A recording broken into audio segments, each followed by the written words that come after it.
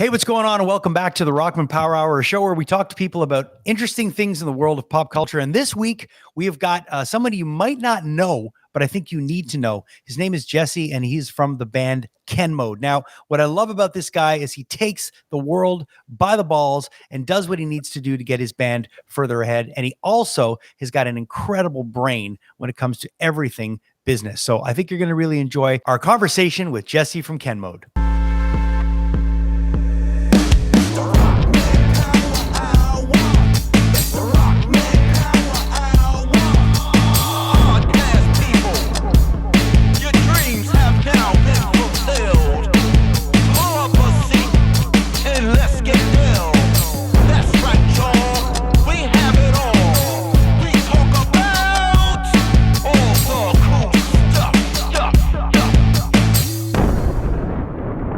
All right, welcome back to the Rockman Power Hour. First off, we want to thank our sponsor, Heartbeat Hot Sauce. I am holding up the Louisiana-style Poirier edition. This is the first hot sauce they did with Dustin Poirier, UFC champion, who is about to fight actually in November in New York City. I absolutely love this one. It's on the spicier side of things. Actually, it's about a medium, but for some reason, this one has a lot more of a bite than some of the other Heartbeats. Definitely try Heartbeat Hot Sauce. And if you use my promo code Rockman20 right there, you'll get 20% off your entire order. Also want to thank Studio House Designs for keeping us looking fresh, I should say. And my buddy Ryan Stick, co-host and editor extraordinaire and all-around great guy, is wearing his Biodome shirt, which I know you absolutely love. Yeah, man. I never thought I'd have Justin Bieber's wife's dad on my chest, but here we are. Justin Bieber's wife's. Yeah, the Baldwin. Oh, I didn't know. Well, there you go. You the wife told me that because I don't know who any of these people are, but yeah, I know the Baldwins are. I'm right up there with you. Yeah. Listen, I really, really love Studio House. I love these new blanks. Have you noticed the shirts are a little bit different? They cater to the upper natural physicality of the specimen I am here. And, don't highlight too much where it all went wrong here. So I really like these shirts, Very comfortable. So go check out StudioHouseDesigns.com. Great guys, great company out of Philadelphia who are wonderful. And I think you and I are going to actually meet them in the month of March. We're going to maybe go down to Monster Mania Con in Cherry Hill, New Jersey, and maybe finally meet Cody, who we've never really actually shared physical space with, but definitely share StudioHouseDesigns.com and grab some of their shirts. And Heartbeat, of course, we want to thank both of them for always supporting us here at the podcast. All right, Jesse from Ken Mode. Now, did you know anything about Ken Mode before this interview? Absolutely nothing, but I didn't know anything about Glass Tiger and a lot of other bands that we've interviewed on the show, or you have interviewed on the show. And it's been really cool to go into it because, it's incredible, dude. It's not even nuts.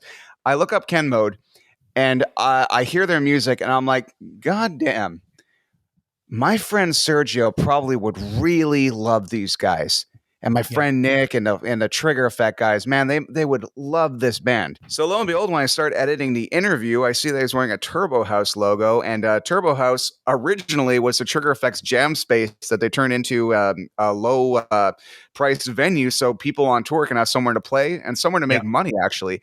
And then slowly it got bigger and bigger. And they had this amazing location that I saw your band play at. One. And now they have this amazing place on Saint Denis. And Sergio from Trigger Effect teamed up with the amazing Michelle and Dan, and Turbo House is definitely a must-see and a mainstay in the Montreal music scene. And I loved this interview so much because you really touched upon how and what Turbo House had to do during the pandemic in order to still function.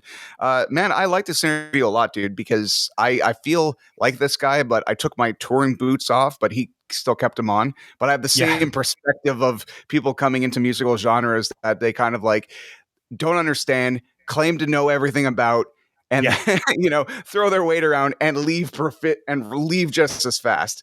And I as a seasoned person who's getting up on there, I can really appreciate the hilarious bitterness.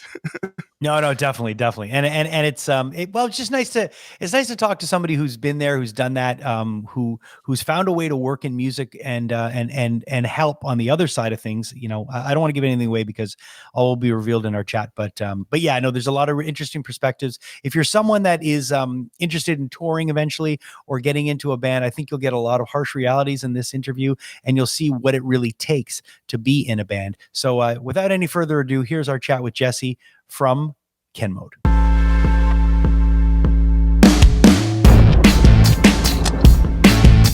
Hey man, how you doing, man? Good. You got your merch behind you. Yeah, unfortunately, I'm just buried in. You're committed. My office has turned into an absolute joke. I've got the newest T-shirts behind here, the LPs over here, CDs on the floor. Dude, if I could show you the other angle of this looks all neat and tidy. The other angle of this is just a complete shit show. So I feel you. I feel you. I need to get on tour so I can clean up my life again. And you could sell some stuff, get rid of it. Yeah, I hear you. Well, thanks for taking the time to chat, man. Yeah, no worries. Your band has been one that I actually first heard about your band when I was getting tattooed at DFA. Oh, interesting. That's funny. And it was Sean Arsenian that kept singing your praises and was just like, my boy. If I was doing a whole chest piece, and I remember I would go there regularly. If he didn't have the band playing, or if he didn't have a T-shirt on, or if he wasn't working on a piece of art for you guys, that was where I first got the seed planted. And then I went and I started just looking into the band, and I was like, "Fuck, this band is really good."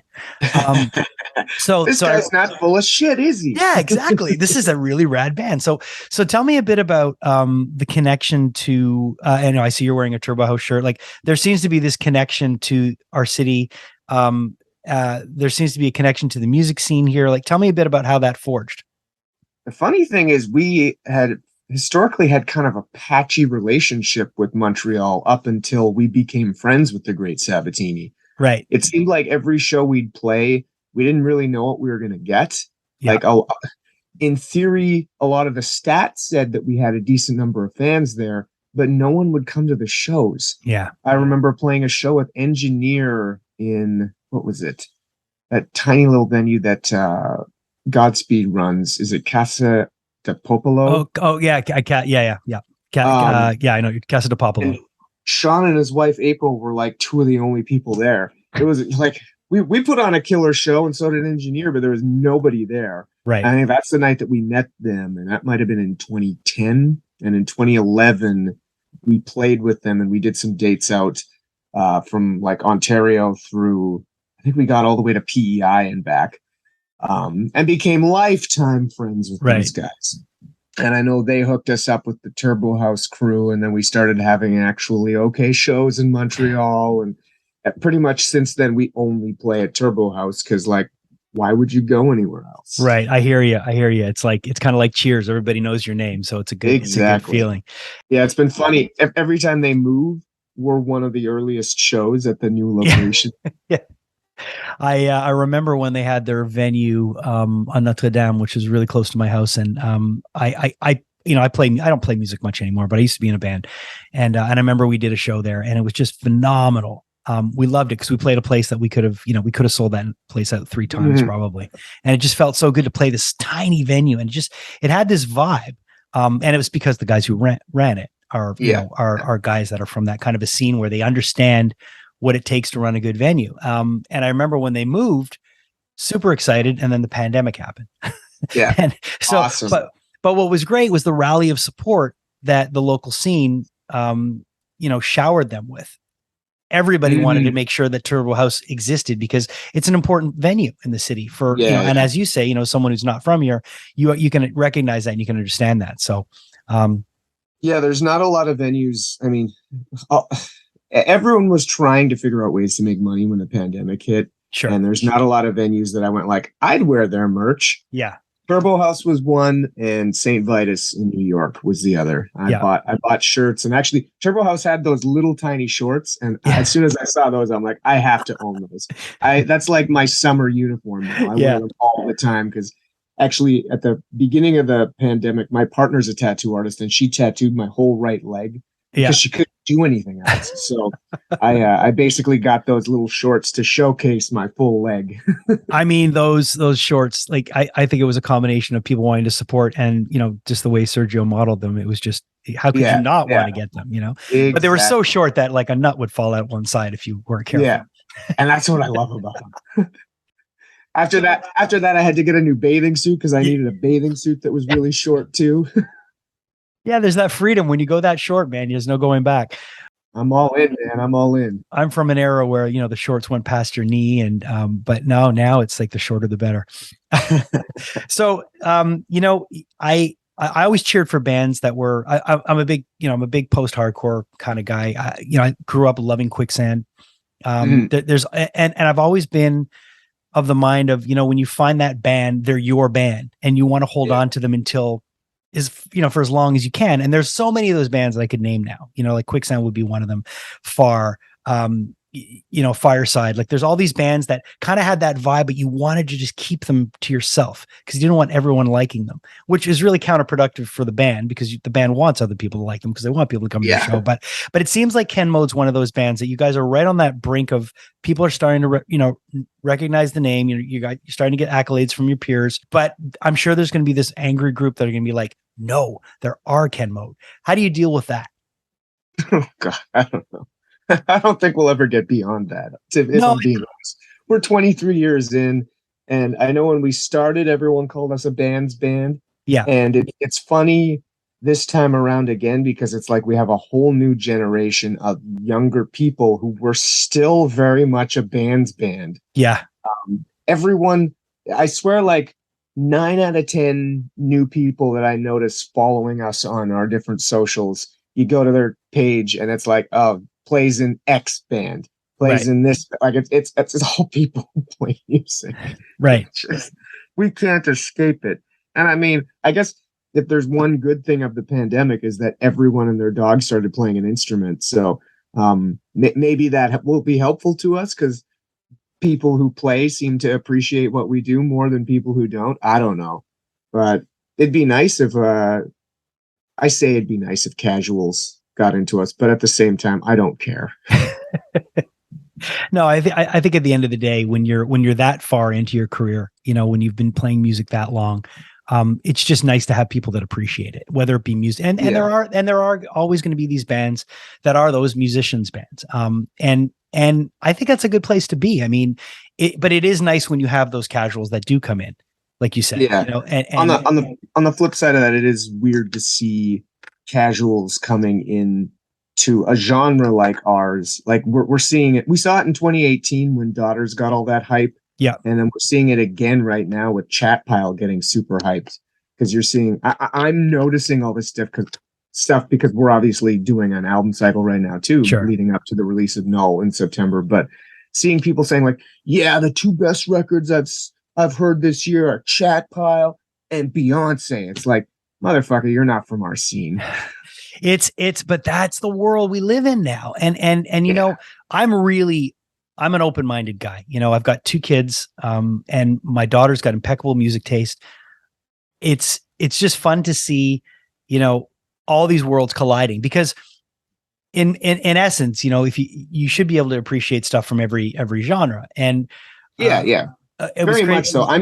But I know what you mean. I know what you mean. It's very varied now. From my perspective, it's particularly entertaining because, and I've talked to the Chat Pile guys about this briefly, that like we kind of went through this 10 years ago when Pitchfork like sung our praises and then subsequently shit all down our throat. Yeah. And the same stuff happens where these people are super into you and then they're super over you, you know, man. Like, yep. All right. Yeah. Fuck us. We just suck now. No, you gotta love the people that stay with you and that are on, you know, like right before we chatted, I was talking to Jim Kerr from Simple Minds, and I've been a Simple Minds fan since, you know, I'm 51.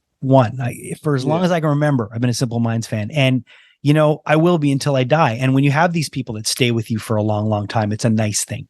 It's also a rare thing too, right? It is. Like, it is. I mean, I have this happen all the time with many of my favorite bands. Like, if you can establish a relationship with an artist that you like, even a pocket of what they're doing for 5 years, like that is a special bond. I think a lot of people end up getting entitled at that point where they feel like, well, this band is my band and I'm along for the ride forever. And as soon as they take a misstep, it's like a betrayal. Yeah. It's like, dude, you don't understand that what you connected with there is a truly special thing. And you should cherish the fact that you had it at all, as opposed to being enraged that you don't like the that's a good point. You're right. I mean, just appreciate, because like nothing lasts forever, right? And to have some, and there are times where you might enjoy a band and then they kind of fall off and you're out of your radar for a bit and you don't necessarily like where they're going, and then they have that big comeback where you're happy again because they're back to their roots. But being an artist, I'm an artist as well. You have to go out and take some chances sometimes, and you're not necessarily going to be the same person you were 23 years ago. And if you are, something is very, very wrong. Right. I think one of the coolest things for artists now is, it can be a blessing and a curse. And talking about getting casuals to your shows, TikTok is very powerful now. And I see it with my daughter. She gets in the car one day when I pick her up from school, and she's like, "Dad, do you know this band Deftones?" And I'm like, it's like the fucking, it was like, oh, it's like, do I know Deftones? Yes. And I'm like, oh, how do you know Deftones? She's like, well, there's this song, Be Quiet and Drive, that's just so popular on TikTok now. So I ended up bringing her to a Deftones show. And that was an amazing experience to have my daughter, her mind just be blown open by an app, because people, so when that kind of stuff happens, and I imagine, that if it hasn't happened, it's going to happen, because that's what the world is today. People will grab stuff and everything's available. When I was growing up, and I imagine when you were growing up, you'd have to go to a record store and there were gatekeepers that they would let you know about stuff. And if you were cool enough, and that whole thing that's been obliterated. Now it's just, you can find anything. You hear the slightest thing in passing conversation and like, well, boom. And you can just do the research. And so in a way it's great, but there's this credibility that kind of gets lost, where you're like, oh, like you can be a Beyonce fan and then all of a sudden hear a Ken Mode song. Don't get me wrong. I'm not like shitting on people with diverse tastes. Oh God, no. It's more so a commentary on the type of borderline hipster approach, where like they clearly aren't understanding what they're scratching the surface of. And I mean, if they're willing to dig deeper, I embrace with open arms. 100%. I love to educate people on the world of music that we are a part of. It's just, generally speaking, they have absolutely no interest in in going past what has been told that they should check out.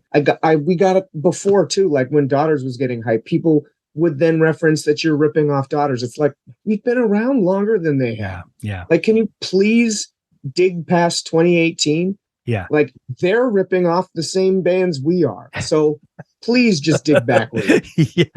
Anyway. And I think that's what's fun about the world today, is that you are able to dive deep, and you can, you can get into a band overnight and find everything about them and immerse yourself. So in a way, it's a benefit for the artist, because if the person has the willingness, it's all there in front of them. Oh, 100%. It is funny how to a degree the newest generation, it seems like an attitude thing where they don't trust anyone older than them, but they also treat it like they're discovering these things and therefore inventing them being popular for the first time. Yeah. Where it's like this. Yeah, they're treating, I know, especially I've seen a lot of Gen Xers complaining online about Gen Z, making fun of them for being old and trying too hard, like with punk and metal and stuff like that. It's like, we've been doing this for 40 years. What are you kids talking about? Yeah, I know. It's a very interesting world to have lived in the old world, and then to come into this new one where judgments pass so quickly and everything's it's just so fast. But I do believe that it's like a pendulum. It swings and it comes back. And but I think if anything, the whole positive in all that is that it does bring more eyeballs to you guys, whether it be negative or positive. It still brings more attention. It'll be interesting. I know it. Right now we're in that point of the record cycle where it's funny because I'm doing more interviews and talking to people, because we're in that the month countdown. Right. But like the singles themselves get less attention, which is funny. Yeah. You get that like first big splash with the first one, then usually the second one gets some decent buzz, and then I've always found that like everything after that, pre the actual album release, has diminishing returns in a big way.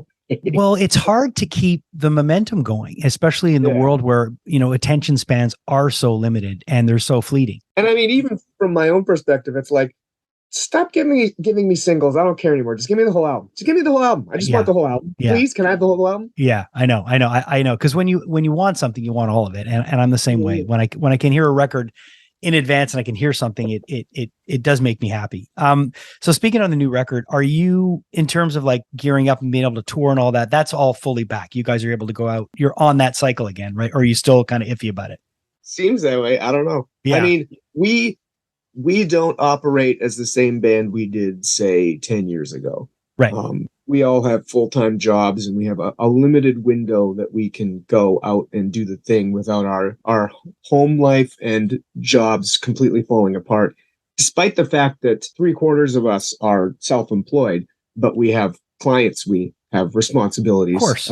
We have to deal with. So yeah, I mean, and having not been on the road for over 3 years, I'm not gonna lie, we're a little bit stressed about not only setting everything up to be able to do this thing again, but like how well we're gonna be able to cope with the stress. Like I don't know, throughout the pandemic where everyone's online, you're used to needing to react to things immediately. And when we go out on tour, we're not gonna be able to do that unless we want to drive ourselves crazy. So, right. But in the context of actually like being ready to do the thing, in theory, we're ready to do the thing. I hope our work visas get approved.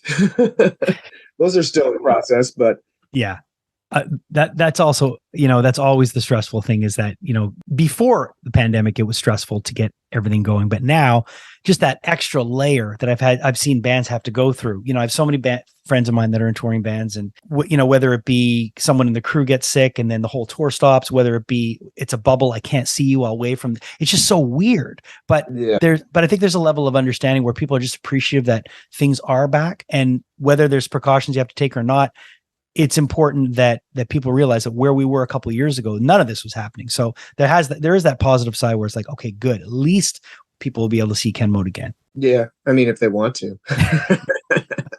I think we put together some pretty good runs of dates. So it's worth, even for casuals of our band, I think it's worth coming to check out, because like Frail Body rips. The Western Canadian shows with Val Creature and Mares of Thrace, those are going to be good shows. We made a conscious effort to try and find really good regional support in all the different spots. So like, I know Scott and I have been laughing that we're going to go broke just from buying the bands we're playing with's merch. Like, we basically treated this whole thing as a shopping spree for ourselves. So I love it. I hope other people dig the shows, because I know we certainly are. Yeah, and that's all I can do. All I can do is try to put together shows that I'm excited about and hope that other people are. Speaking of Mares of Thrace, we had I forget her name now, but we had her on.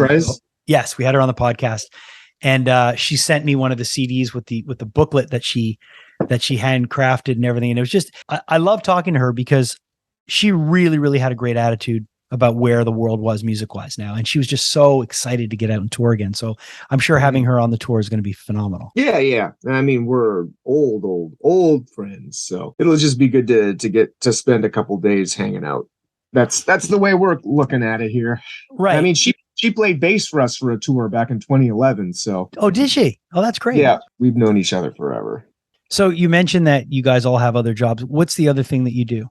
Shane and I run a company called MKM Management Services, where we provide business services and accounting services to larger full-time touring bands. So we work with bands like Protest the Hero, Propagandy, Comeback Kid, stuff like that.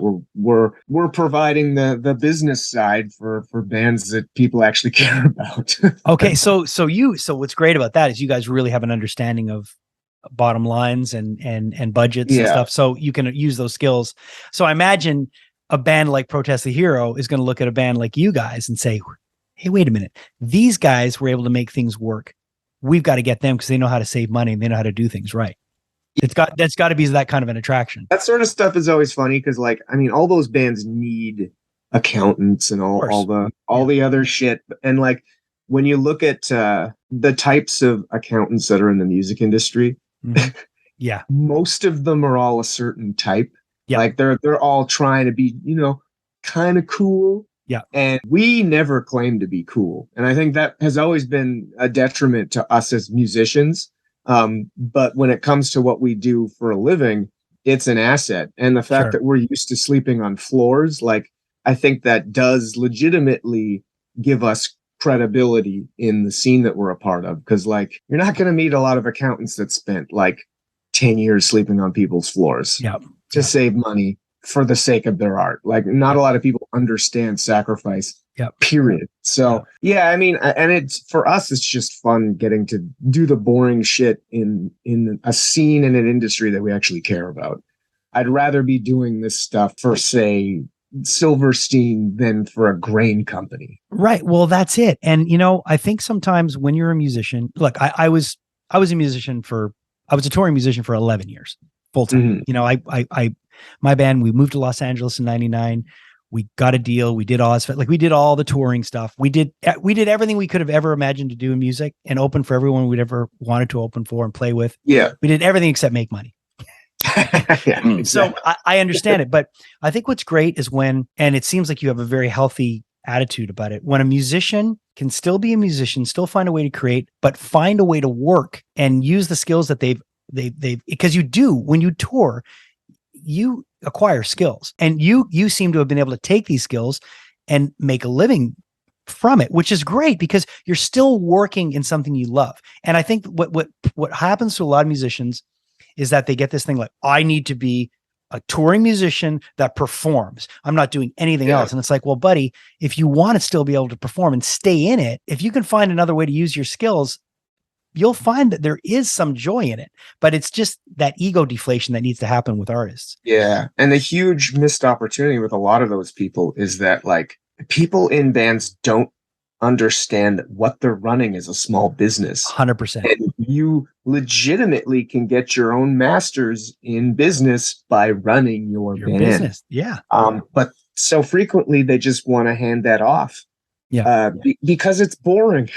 Doing it correctly and learning how to do it is hard and it's boring, just like going to school. Right. And I mean, the only reason that I guess that Shane and I are doing this now is because we went to school first and then toured like idiots. Yeah.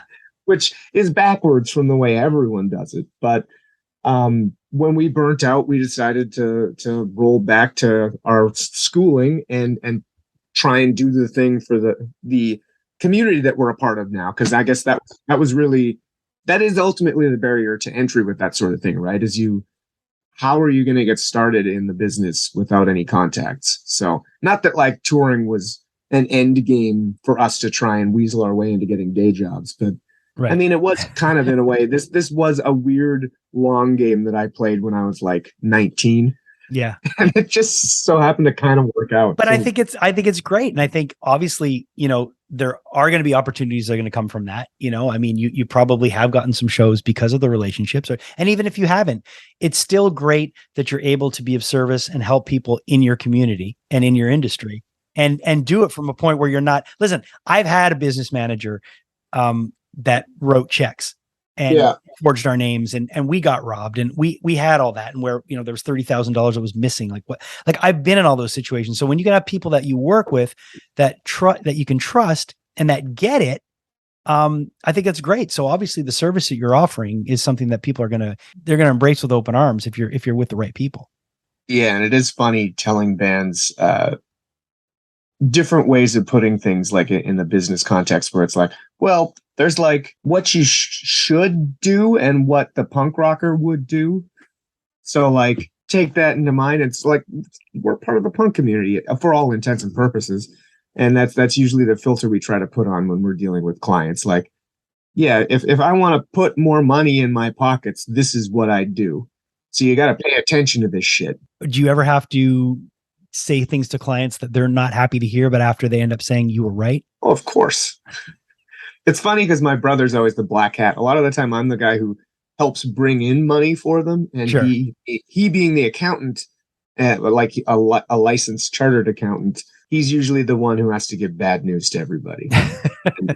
And it is what it is. But like, I mean, I'd rather get that kind of news from someone who actually gets it than just some soulless fucking suit, which that's usually why people come to us, because they're afraid to even ask questions. And it is funny because I don't know. I don't know why accountants have this like knee jerk reaction to look down on people, but I think they do. Yeah, I think it's out of fear. I think it's just a fear thing. And I think sometimes when you peel away the fear and you realize it's just a coping mechanism. And sometimes, at the end of the day, people can always see eye to eye if they're willing to put a bit of work in. I'm a firm believer in that. And no one likes work.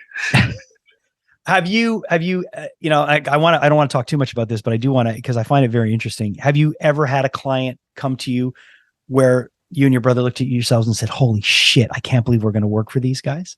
A little bit, mostly when we were starting. Yeah. You don't have to give me any names. I guess the B side, the second part of that question, is it weird when you see their business dealings and you're like, holy shit, this definitely peels the veil back? A little. Yeah. Yeah. In terms of like, I could give you a great example for the one where I was like, holy shit, I can't believe I'm working with this dude. When we first started, I linked up with Luke from Gorguts to do some great work to help them out. And the fact that I was working with Gorguts was like, dude, yeah, holy shit. Yeah. This is so cool. And Luke's the best, but he disappeared on me. Well, if Luke's listening. Yeah, no, it's funny. And I mean, this is very much the way he's been in the industry for ages. When he's working on music or not actively touring, he kind of just goes off the map. And right. There hasn't been a lot coming out of that camp. I know they've been working on a record in some degree. I don't know if anything's been recorded, but they've been pretty quiet for a while. I think the last thing they put out was in 2015 or 16. Might have been 15. Holy shit. Anyway. So were you guys able to take the pandemic and make a positive out of it in terms of stockpiling music and stockpiling material? In a roundabout way, yes. Okay. I mean, the whole thing to call the pandemic a positive experience is ridiculous to me. But yeah, in the context of this band, we wrote and recorded 2 albums at the same time. Right. And I learned how to demo material on my computer for the first time, like properly, utilize like a digital audio workstation. And I'd never known how to use that stuff. And I dabbled in 2007, but like the environment that those exist in is drastically different now than it was in 2007. So it's way easier. All computing power is considerably higher. Like, yeah. So that was really cool that I had time to get into that stuff. And I mean, that's a skill that I will use going forward. I just need time to be able to do it. Yeah. Yeah. But yeah, we have 2 records. We made 2 records. We're putting the first out in September, and then the second one, the Void record, will come out next year. Nice. So in a way, you're ahead of the game, which is nice. Oh, big time. Right. But it is weird submitting 2 albums in January of 2022 and just needing to wait. Yeah. Yeah, I can imagine. Well, look, I really appreciate you taking the time to chat today. It's great to be able to dig a bit deeper. I mean, obviously we could sit here and talk about music and the music is important, but it's nice to hear other sides of things too. And I think, you seem to have a really healthy attitude and you seem to have found a nice balance between a work and a creative life. And that's something that's pretty enviable because not a lot of people have that. No. And I mean, it's just like anything in life. You gotta work to achieve these sorts of things. Cause I mean, there are obviously things you can fall ass backwards into, but a balance like this is definitely a labor of love. And we got here over the course of 20 years. So I'm just thankful that we got here. Cool. Thanks for taking the time, man. Thank you very much, my man. You see, I was under the impression, and people always told me, that musicians were dumbasses. Yeah, but then, you would see these things about, Kiss have university level education and can be teachers and have been teachers. And Alice Cooper, of course, one of the smartest, and David Bowie, one of the smartest rockers in the world. But generally, when you think of punk bands, you kind of just think of like, fuck you, man. And it's you'd be surprised how many intellectuals there are in that scene, including Jello Biafra. But it's real. I've never heard of accountants. I've heard of people being well-read, but I've never heard about people being that good with their own money. And that was very stimulating, man. I love this interview. No, I think it was really interesting. And there's a lot of smart people in punk rock. There's no doubt. There's a lot of smart people in music too. It's not necessarily just the people in the business side of things, but I think it's really smart when you can actually be someone who can be a musician, and also handle the business of your band. And that's what that to me is something that's really attractive. And I think that's what that was my biggest takeaway in this chat was the fact that there are people out there that can really keep their band as a business and still get the creative outlet that they need and make the two marry. And it was really interesting. So glad we got a chance to have him on the show. Yeah, it's really fascinating because in punk rock, I was always under this impression that making money is selling out, or just making sort of anything of yourself and trying to elevate yourself to a certain position is kind of like what a poser would do or something. But when you see him being in a band for 20 years, it is a necessity to be able to self-sustain yourself with your merchandise, your CDs, and everything. And how many people have been totally screwed by someone they trusted with their money? Like thousands, hundreds, the biggest stars in the world all have this story. And to them, considering they know so much about their own money, you think they're going to hand their money over to somebody else when they're like kind of experts in the subject? I don't think so. No, and I think it's like, you know, if you've got someone in the band who's an artist and they can do your album covers, or someone that you know that has a t-shirt printing company, all these things help when you're in a band. And anybody in the band that has a skill that lies outside of music, but one that you need to do certain things, is always a plus. So this is definitely an interesting chat for that. I want to thank our sponsor, Heartbeat Hot Sauce.